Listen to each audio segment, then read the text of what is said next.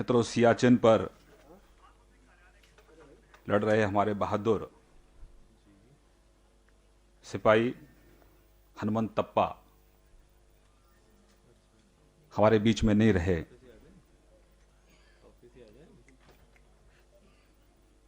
हमें उन पर फक्र है।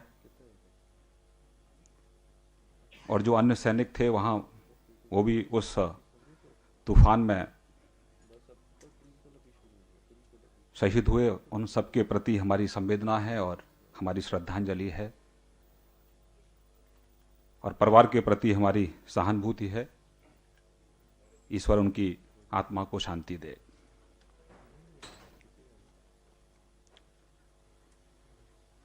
मित्रों,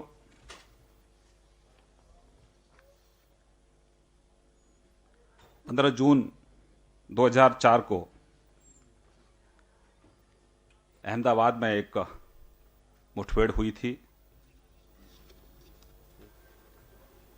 और उसमें एक लश्कर ए तैयबा की आतंकवादी और उसके साथ के आतंकवादी हमारे पुलिस के जवानों के साथ मुठभेड़ हुई और उसमें उनको मार गिराया गया था। ये वही इशरत जहां है जिसको लेकर लगातार राजनीति होती रही और वो एलईटी की सदस्य थी। तत्काल ही लश्कर ए तैयबा की वेबसाइट पर उसको शहीद बताया गया, उसने शहादत दी है। और उसके बाद 2013 में जब यहां की एनआईए की टीम अमेरिका गई, उस समय भी हेडली ने इस बात का खुलासा किया था कि वो लश्कर ए तैयबा की सुसाइड बॉम्बर थी। और आज जिस तरह से वीडियो कॉन्फ्रेंसिंग के जरिए एक बार फिर सच सामने आया है और एक ऐसा सच है जिससे स्पष्ट होता है कि कांग्रेस पार्टी ने एक षड्यंत्र के तहत देश की सुरक्षा के साथ, हमारी राष्ट्रीय सुरक्षा के साथ किस तरह से खिलवाड़ की। इससे बड़ा कोई और एग्जाम्पल नहीं हो सकता। कांग्रेस कभी राजनीतिक लड़ाई नहीं जीत सकती, इसलिए कांग्रेस ने बहुत षड्यंत्र किए। बीजेपी के खिलाफ लगातार कांग्रेस षड्यंत्र करती रही और ये तो पराकाष्ठा है, ये तो घृणा की राजनीति की पराकाष्ठा है कि आप कितने निचले स्तर तक आप गिर गए और एक आतंकवादी का महिमा मंडन किया गया। कुछ लोगों ने उसको कॉलेज गोइंग गर्ल बताया, कुछ लोगों ने उसको शहीद बताया। आज लोगों के सामने सच आया है और उन तमाम लोगों के चेहरे से नकाब हटा है जो कहीं ना कहीं आतंकवाद पर राजनीति करते रहे। कांग्रेस ने पहले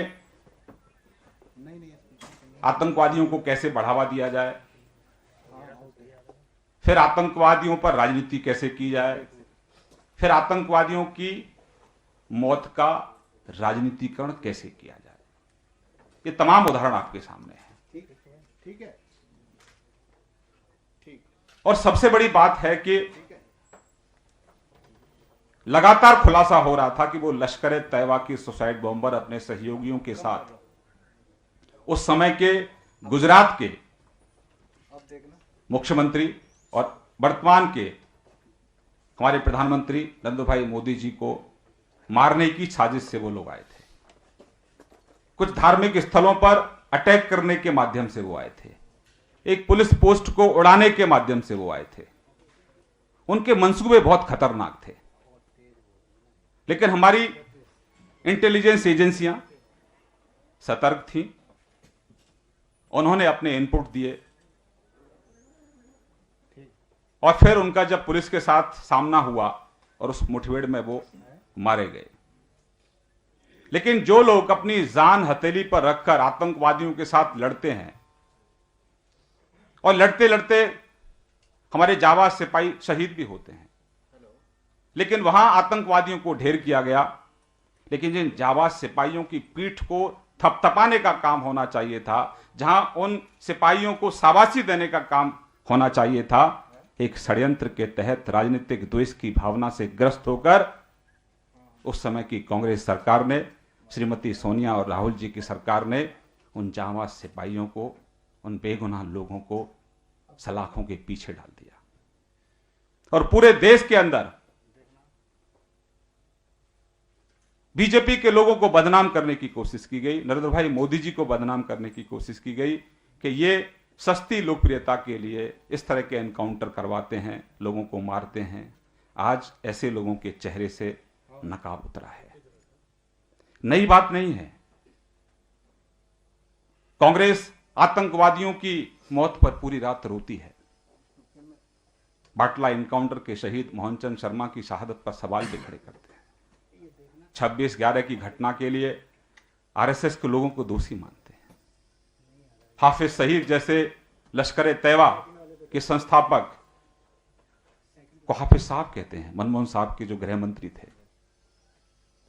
कांग्रेस के नेता ओसामा बिन लादेन को ओसामा जी कहते हैं। तो नई बात नहीं है कि किस तरीके से अपने फेलियर्स को कवर अप करने के लिए, अपने निकम्मेपन पर पर्दा डालने के लिए, जो देश के अंदर जो उनका कुशासन था, जो देश को वो दोनों हाथों से जो लूट रहे थे,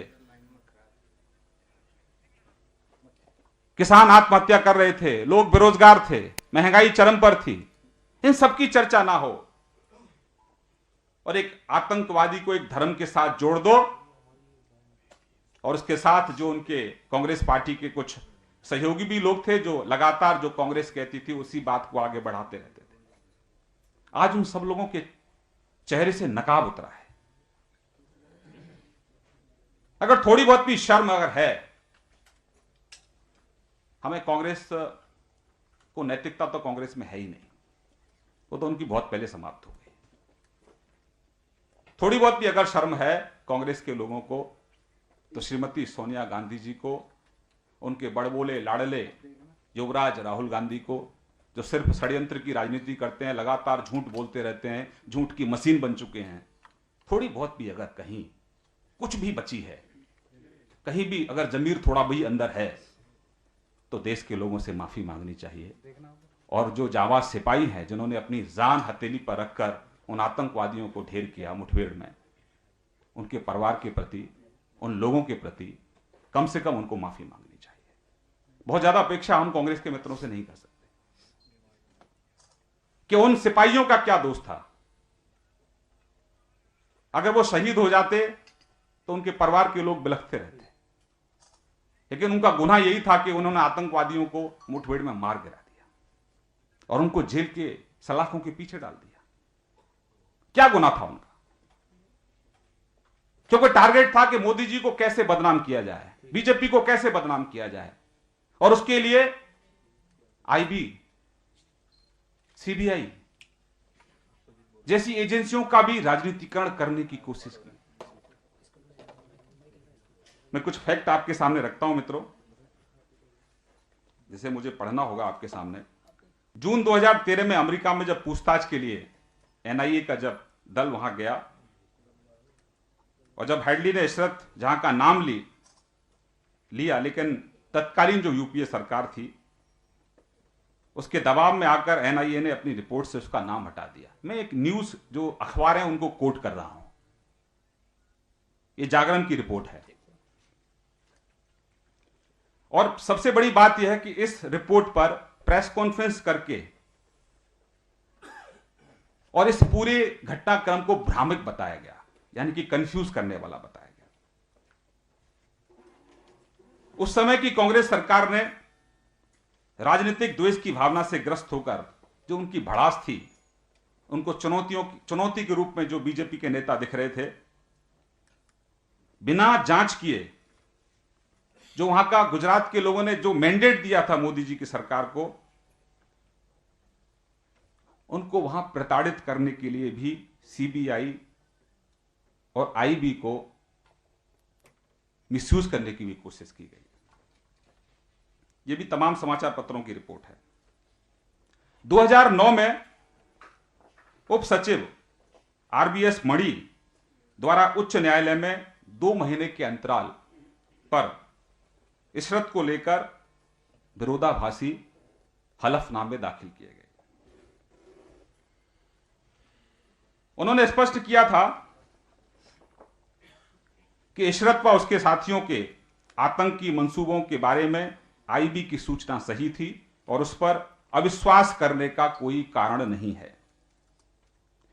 श्री मणि ने अपने वरिष्ठ अधिकारियों को इसके बारे में जुलाई 2013 में एक पत्र भी लिखा और कहा कि श्री वर्मा ने उन पर एक बयान पर दस्तखत करने के लिए दबाव डाला था। उसमें यह भी है, श्री मणि ने अपने वरिष्ठ अधिकारियों को लिखे पत्र में यह भी कहा था कि श्री वर्मा वही कह रहे हैं जो पाकिस्तानी एजेंसी आईएसआई कहती है। यह सब मैं नहीं कह रहा हूं, यह सब समाचार पत्रों की रिपोर्ट है। गृह मंत्रालय ने अपने जो एफिडेविट था 2009 में कहा था कि कथित इनकाउंटर में मारी गई इशरत और 3 अन्य के टेरर लिंक थे और इस मामले में सीबीआई जांच की जरूरत नहीं है। टेरर लिंक थे, उसकी जांच कराने की कोई जरूरत नहीं है। पूर्व गृह सचिव जीके पिल्लई ने नवंबर 2011 में खुलासा किया कि इशरत जहां लश्कर तैयबा की आत्मघाती हमलावर थी और एलईटी ने, लश्कर तैयबा ने अपनी वेबसाइट पर उसे शहीद करार दिया था। ये तमाम ऐसे दस्तावेज हैं मित्रों जो ये बताने के लिए ये चिल्ला रहे हैं, दस्तावेज अपने आप में कह रहे हैं कि कांग्रेस ने कितनी घृणा की राजनीति की थी। अपने राजनीतिक स्वार्थ की पूर्ति के लिए एक षड्यंत्र के तहत उन्होंने एक आतंकवादी की मौत पर भी और आतंकवादी की मौत को किस तरह से पॉलिटिसाइज किया था। ये तमाम ऐसे तथ्य हैं, एक प्रेस नोट के माध्यम से ये तथ्य मैं आपको दूंगा भी। लेकिन सबसे बड़ी बात मित्रों ये है कि इन तमाम खुलासों के बाद जो सो कॉल्ड मानव अधिकारों के उल्लंघन की बात करते हैं, लगातार जिस तरह से इस पूरे घटनाक्रम को रिपोर्ट जो होता रहा, लगातार नरेंद्र भाई मोदी, अमित भाई शाह बीजेपी के लोगों को कटघरे में खड़े करते रहे। मुझे लगता है कि ऐसे लोगों को भी आज आत्मचिंतन करने की जरूरत है और जिस तरीके से उस खबर को लोगों ने दिखाया था, वो जो एक कॉन्स्पिरेसी जो उस समय की कांग्रेस की सरकार ने जो फ्लोट की थी, आज उसका पर्दाफाश हुआ है। तो हमारी अपेक्षा है कि कम से कम सच आप लोगों के माध्यम से इस देश के तमाम लोगों तक पहुंचे।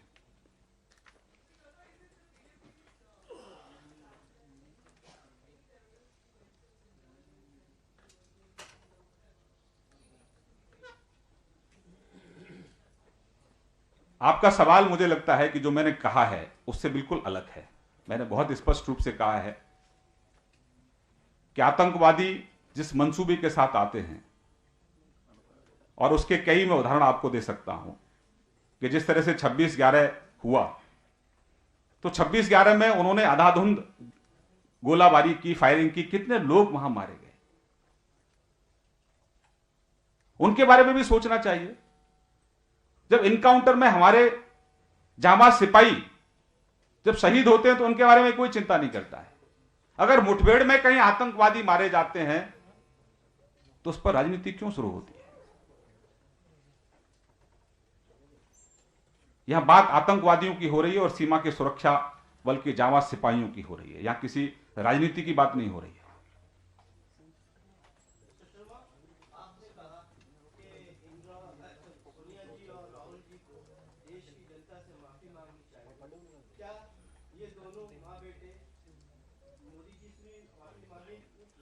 हमें अपेक्षा नहीं है, हम तो इतना चाहते हैं कि